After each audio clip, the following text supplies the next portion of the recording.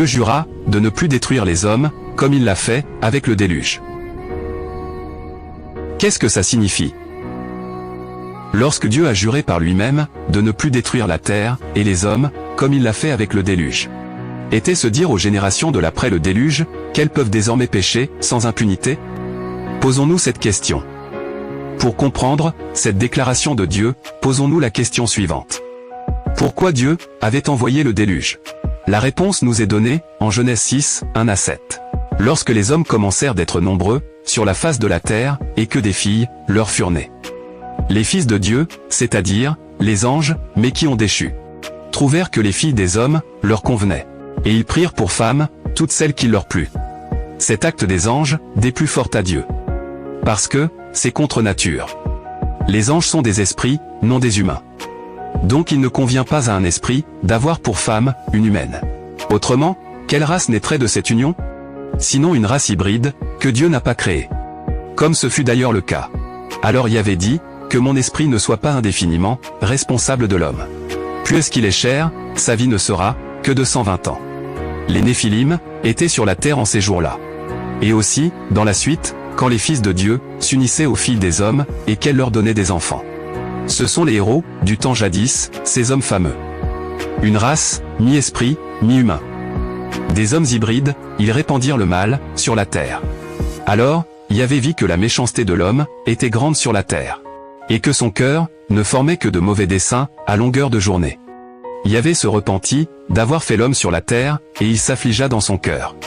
Quand Dieu s'afflige du comportement d'une personne ou de plusieurs personnes, ça veut dire que cela, leur perte, leur destruction et leur fin sans miséricorde, est déjà décidé dans le cœur de Dieu.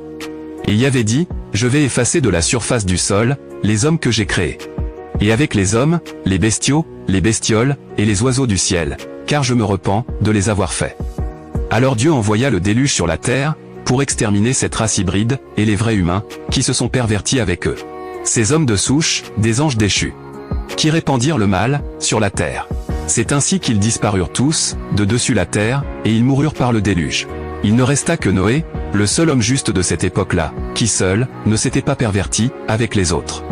Lui sa femme, ses 3 fils, et ses 3 brus. Puis Dieu dit, Genèse 8, 21. Je ne maudirai plus jamais la terre, à cause de l'homme. Parce que les desseins du cœur de l'homme, sont mauvais dès son enfance. Plus jamais, je ne frapperai tous les vivants, comme j'ai fait. Cette phrase de Dieu, voici le but de notre méditation. Le fait que Dieu a dit. Je ne maudirai plus jamais la terre, à cause de l'homme. Je ne frapperai plus tous les vivants, comme j'ai fait par le déluge. Était-ce un piège?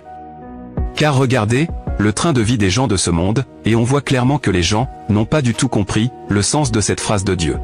En regardant comment les gens vivent aujourd'hui, en observant leurs pratiques, on voit qu'ils ont compris cette phrase de Dieu dans le sens de mangeons, buvons, faisons la fête, pervertisons-nous et péchons. Car Dieu a dit qu'il ne sanctionnera plus jamais le péché et les pécheurs.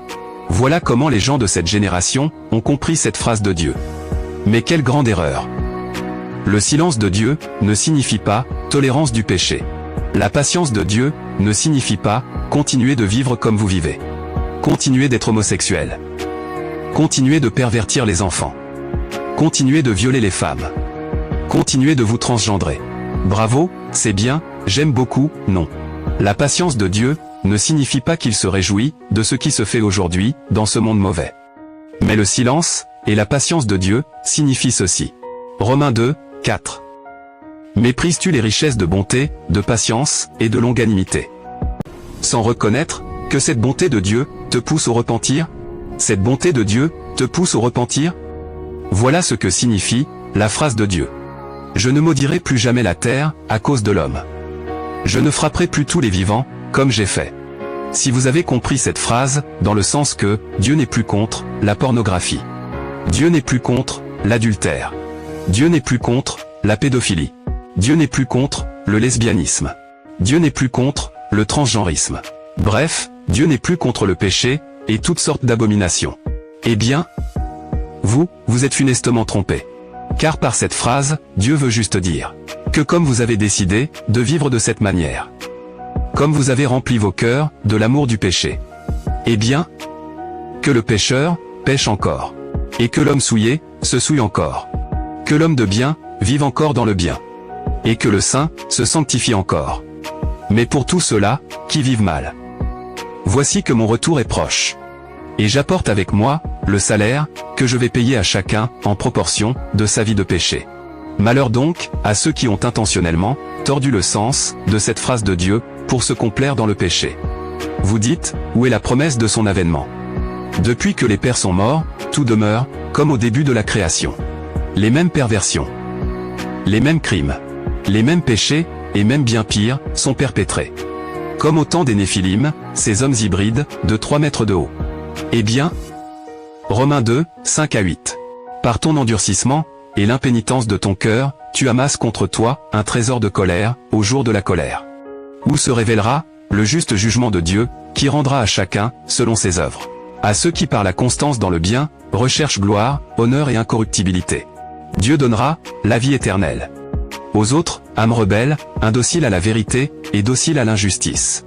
Pour vous, la colère de Dieu, et l'indignation. Pourquoi? Parce que 2 Pierre 3, 5 à 7.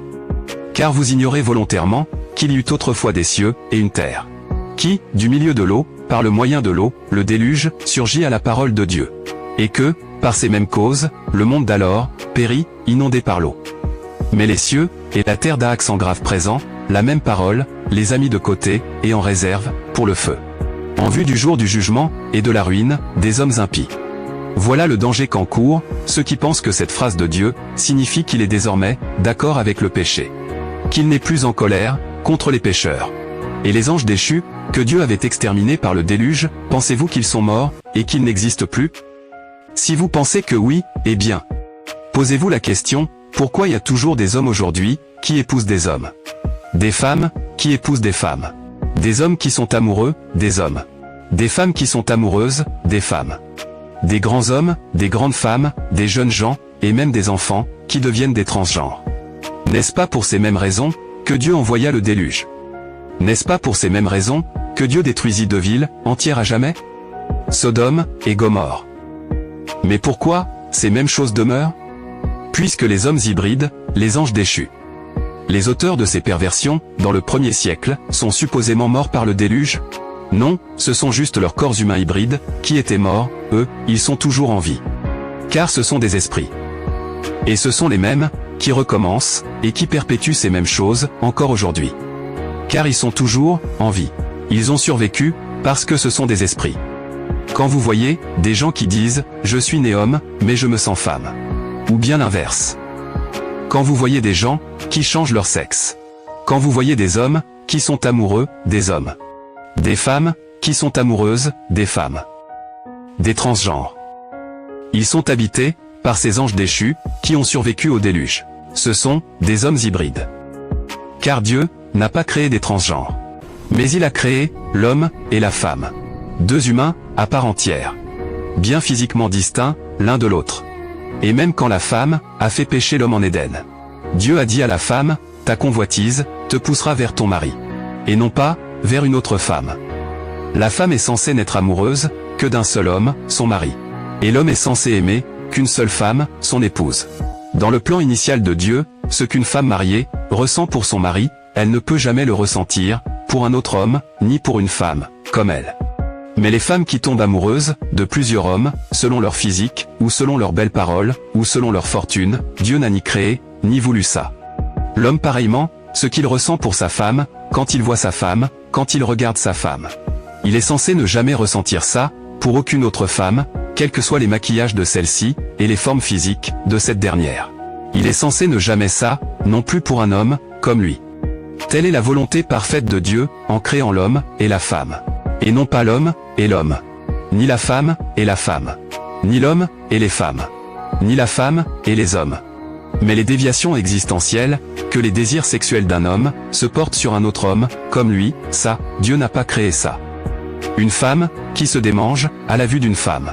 Ça, Dieu n'a pas créé ça. Un homme, qui se sent femme, Dieu n'a pas créé ça.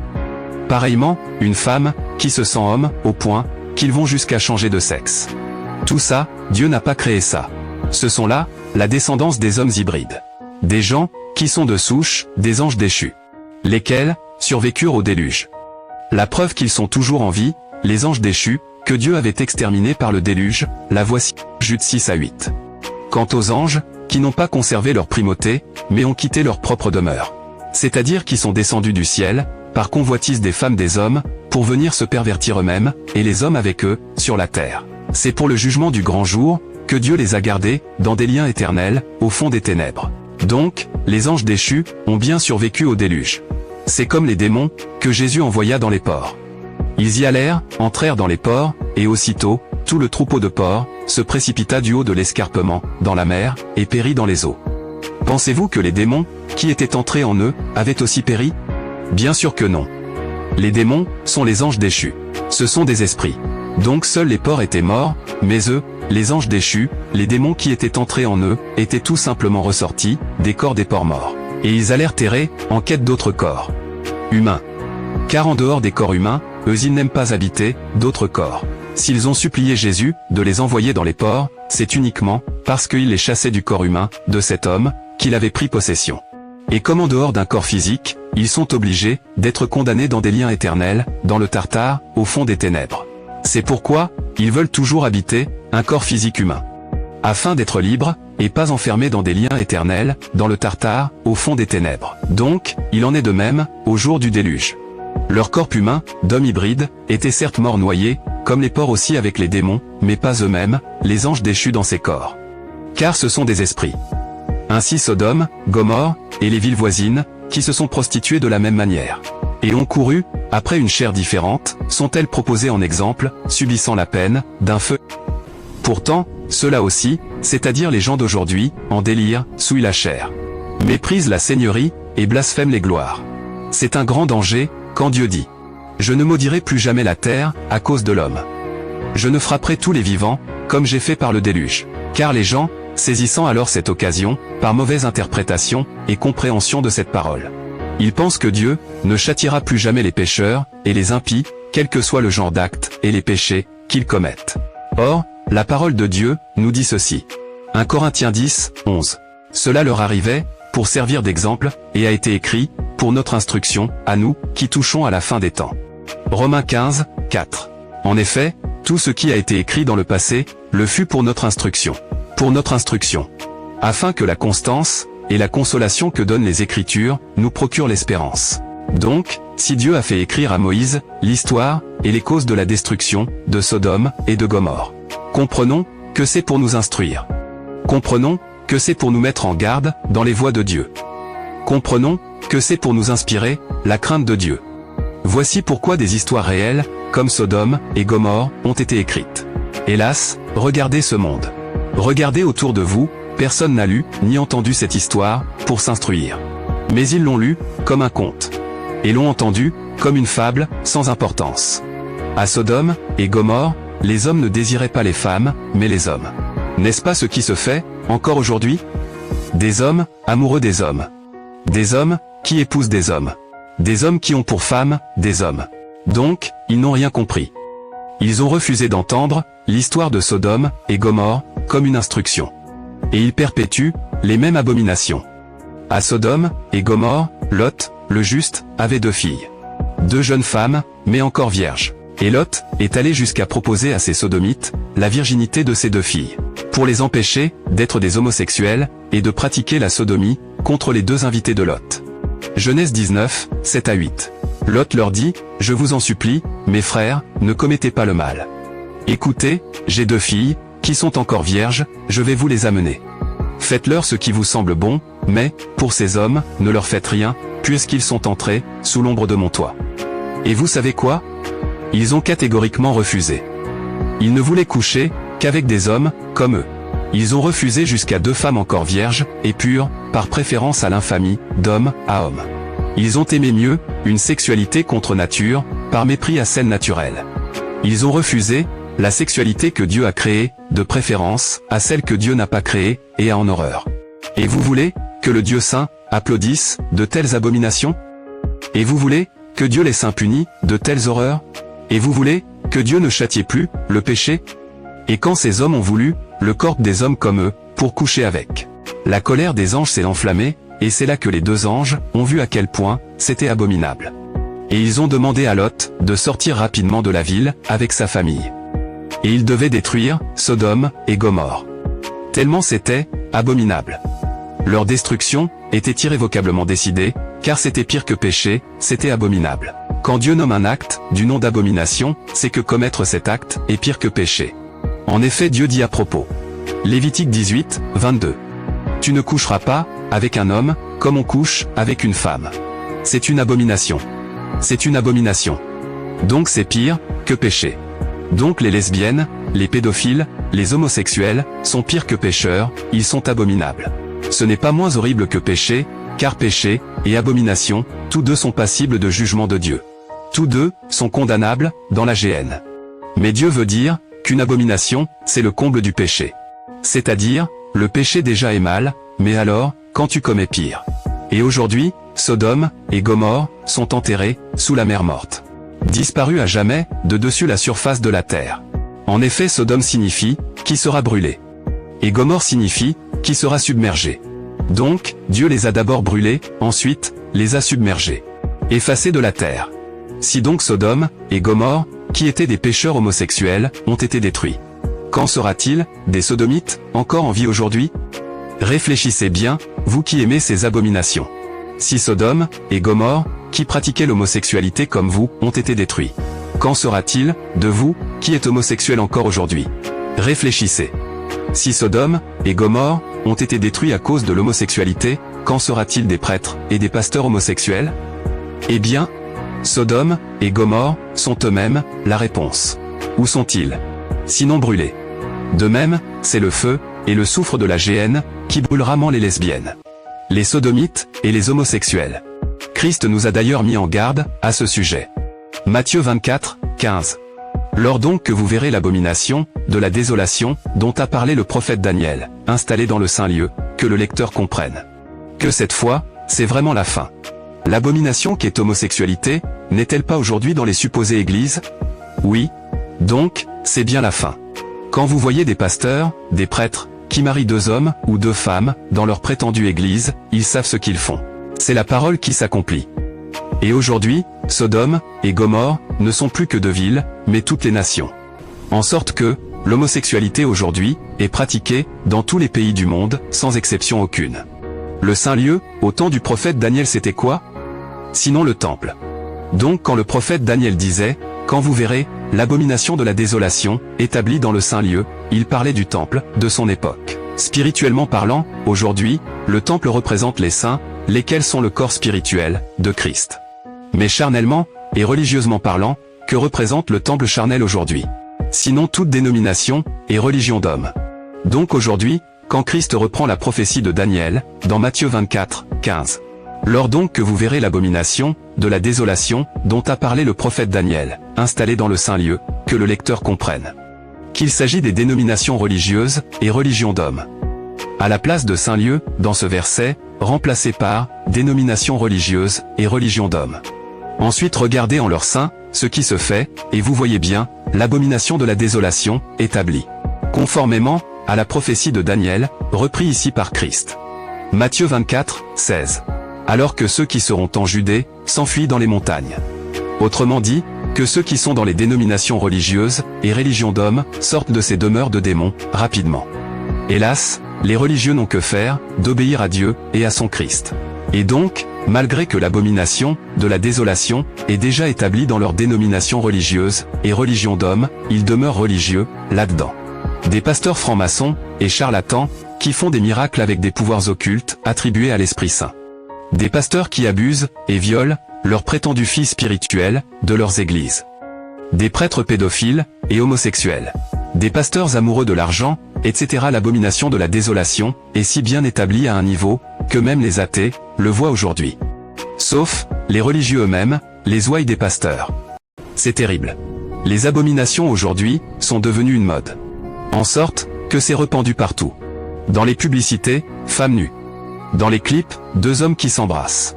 À la télévision, deux femmes ensemble, toutes nues. Dans les dessins animés, homosexualité. Même dans les soi-disant écoles d'aujourd'hui, les soi-disant professeurs ont l'ordre de sensibiliser les enfants. D'influencer les enfants, d'enseigner aux enfants, d'encourager les enfants. d'introduire dans les âmes et les esprits des enfants que le transgenrisme, c'est bien. Que l'homosexualité, voilà ce que devez pratiquer. Que le lesbianisme, voilà ce que vous devez aimer. Que le transgenrisme, voilà ce qu'il vous faut devenir. Que deux hommes homosexuels, c'est ça les vrais couples, et que les couples, hommes et femmes, c'est dépassé. C'est révolu. Voilà comment aujourd'hui, l'abomination est à la mode, partout. Mais la vérité est que, c'est pas la mode, mais la mort. Il fut un temps, où les femmes s'habillaient bien, mais aujourd'hui, c'est dépassé. Il fut un temps, où on ne savait même pas, l'existence du mot, pornographie. Mais aujourd'hui, c'est à la mode. Il fut un temps, où c'était insoupçonnable, et impensable, qu'un homme, puisse désirer, un homme comme lui. Ou puisse ressentir des choses, dans sa chair, à la vue, d'un homme comme lui. Mais aujourd'hui, c'est limite, tout normal. Il fut un temps, où c'était inimaginable, qu'une femme, puisse tomber amoureuse, d'une femme comme elle. Mais avec l'arrivée de l'internet, et de la télévision, aujourd'hui, tout cela, est dépassé, et dénaturé. Nos sœurs ont commencé à voir, des stars américaines, dans les clips hip-hop, avec des piercings. Alors elles aussi, se sont percées les narines. Nos sœurs, ont commencé à voir les stars américaines, danser dans les clips vidéo, limite, toutes nues. Alors elles aussi, ont commencé, à très mal s'habiller. Nos sœurs ont commencé à voir, dans les clips, les stars de musique mondaine, avec des faux cheveux. Des faux ongles. Et toutes sortes de maquillage, alors elles aussi, ont commencé à se maquiller, à la Jézabel. Nous les hommes, quand nous avons vu, les stars américains dans leurs clips, avec des pantalons sous le fessier, et des tatouages partout sur le corps. Nous aussi, nous nous sommes mis, à nous tatouer le corps. Alors avec tout ça, ma question est celle-ci. Si nous-mêmes les parents, Internet nous a travestis. Si nous-mêmes les parents, la télévision nous a pervertis. Qu'en sera-t-il de nos enfants, si nous les achetons, les smartphones, et les ordinateurs portables? Pensez, chers supposés parents. Car si vous les parents, vous avez été pervertis par l'Internet. Si vous les parents, les clips vidéo, ont réussi à corrompre, vos bonnes mœurs antiques. Comment nos enfants, si jeunes, si innocents, pourront-ils résister? Si même nous les parents adultes, n'avons pas su? Alors, protégeons nos petits, contre ces choses, et ne marchons pas, à leurs grimaces et leurs caprices. Il y a des gens homosexuels qui disent, j'ai été créé par Dieu. Des lesbiennes disent, je suis la créature de Dieu.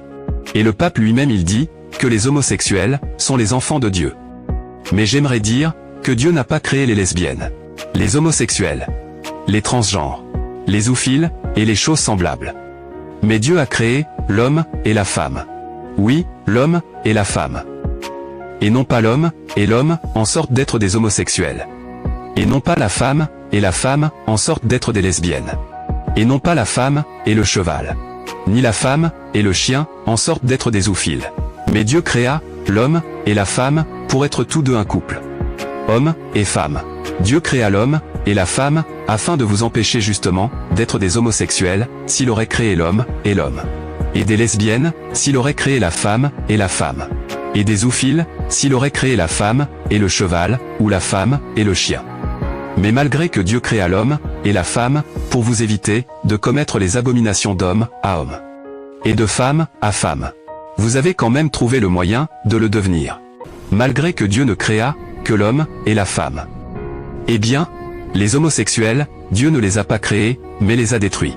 Sodome, et Gomorrhe, vous sont donnés en exemple, pour toujours. En Matthieu 19, 6. Jésus nous dit que, Dieu a créé l'homme, et la femme, afin qu'ils soient, une seule chair. Et il ajoute que, ce que Dieu a uni, c'est-à-dire un homme, et une femme, l'homme ne doit point, séparer cet ordre, que Dieu a institué, de sa suprême autorité, et de sa divine volonté. Ainsi, deux hommes qui deviennent une seule chair, en couchant ensemble, c'est une abomination. Deux femmes, qui deviennent une seule chair, en couchant ensemble, c'est une abomination. Car seul un homme, et une femme, sa femme, donc de différents sexes, peuvent devenir une seule chair. Mais comment deux personnes, de même sexe, peuvent devenir une seule chair? C'est de la dénaturation, du naturel. C'est contre nature, c'est lutter contre Dieu. Et en commettant l'adultère, nous séparons ce que Dieu a uni. Car cette femme, ou ces femmes avec qui tu pêches, sont des femmes destinées, à leurs hommes respectifs. Quand on pratique l'homosexualité, on sépare ce que Dieu a uni. Car en devenant homosexuel, vous privez deux femmes, de leur mari. Puisque Dieu créa un seul homme, et une seule femme, il montra par là, que chaque femme, est destinée à un homme. Et chaque homme, est destiné à une femme. Mais quand un homme épouse 3, 5, 10 femmes, à lui seul, il sépare, ce que Dieu a uni. Car il prive ainsi 9 hommes de leurs femmes en épousant lui seul 3, 5, 10 femmes. Quand 2 femmes deviennent des lesbiennes, elles séparent ce que Dieu a uni. Car en devenant lesbiennes, vous privez 2 hommes de leurs femmes. D'où le danger qui se cache derrière cette phrase de Dieu, et que les pécheurs ne veulent pas comprendre, et que comme Dieu a dit à Noé, qu'il ne détruira plus la terre. Et qu'il ne frapperait plus jamais les hommes, comme il a fait avec les eaux du déluge. Eux ils ont saisi l'occasion pour se livrer à fond, corps et âme, au péché. Or, Dieu n'a pas dit qu'il ne détruira plus jamais les pécheurs. Mais il a dit qu'il ne détruira plus les pécheurs, comme il a fait avec les eaux du déluge. Autrement dit, il va toujours détruire les pécheurs, mais plus de la même manière, avec l'eau. C'est ce que cette phrase signifie. La preuve, il a détruit les sodomites, les homosexuels, de Sodome et Gomorrhe. Après avoir dit à Noé qu'il ne détruira plus les hommes. Donc voyez comment les gens qui ont compris cette phrase dans le sens de péché en toute impunité se sont égarés. Ces abominations, nous-mêmes, ne pouvons pas les empêcher dans le monde et dans les religions. Mais nous pouvons les empêcher dans notre propre vie, en ne les commettant pas, comme tous ceux qui les commettent. Savez-vous pourquoi Dieu s'est interrogé lui-même en disant en son cœur: cacherai-je à Abraham ce que je vais faire à Sodome et Gomorrhe? Et il a répondu à lui-même: non, je ne cacherai pas à Abraham ce que je vais faire à Sodome et Gomorrhe. Et il est venu dire à Abraham qu'il était descendu pour détruire Sodome et Gomorrhe. Pourquoi Dieu a-t-il tenu le dire à Abraham? C'était pour qu'Abraham le dise à ses fils, Ismaël et Isaac. Afin que eux, à leur tour, le disent à leurs enfants et leurs petits-enfants, jusqu'à Moïse. Et Moïse a écrit cela dans le livre La Genèse, pour nous dire aussi, à nous.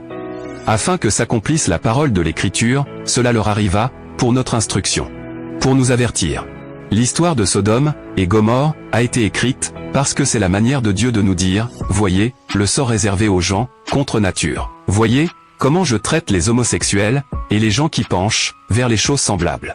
Afin de nous inspirer la crainte de Dieu, afin que nous ayons la crainte, mieux encore, le dégoût et la répugnance de ces abominations.